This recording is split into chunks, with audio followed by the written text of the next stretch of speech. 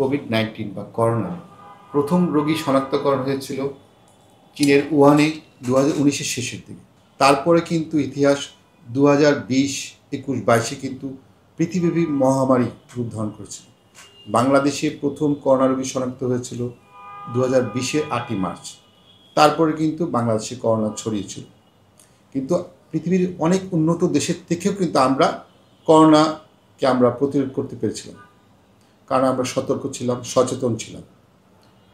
করোনার যে প্রথম উপসর্গ ছিল প্রথম দিকে, তখনকার সময় যে আমরা 3 ভাগে ভাগ করেছিলাম: সাধারণ উপসর্গ, বিশেষ এবং ক্রিটিক্যাল।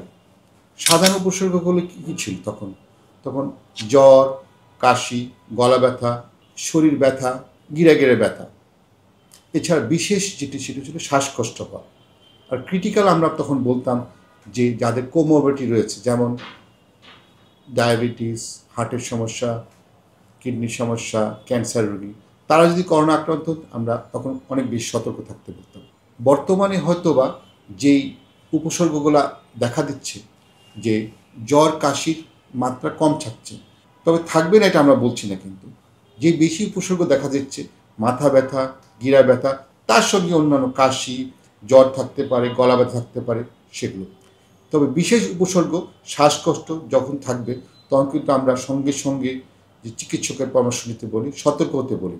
এবং যে ক্রিটিক্যাল পেশেন্ট, যারা করোনাতে আক্রান্ত হবে, যাদের কোমরবিডিটি রয়েছে, যেমন ডায়াবেটিসের রোগী, কিডনির রোগী, ক্যান্সার রোগী, তাদেরকে অবশ্যই সতর্ক থাকতে হবে, চিকিৎসকের পরামর্শ নিতে হবে, দরকার হলে হাসপাতালে ভর্তি হতে হবে। আমরা করোনাকে চিকিৎসা কিন্তু আমরা দিতে পারি না, করোনা কিন্তু আমরা প্রতিরোধ করতে পারি।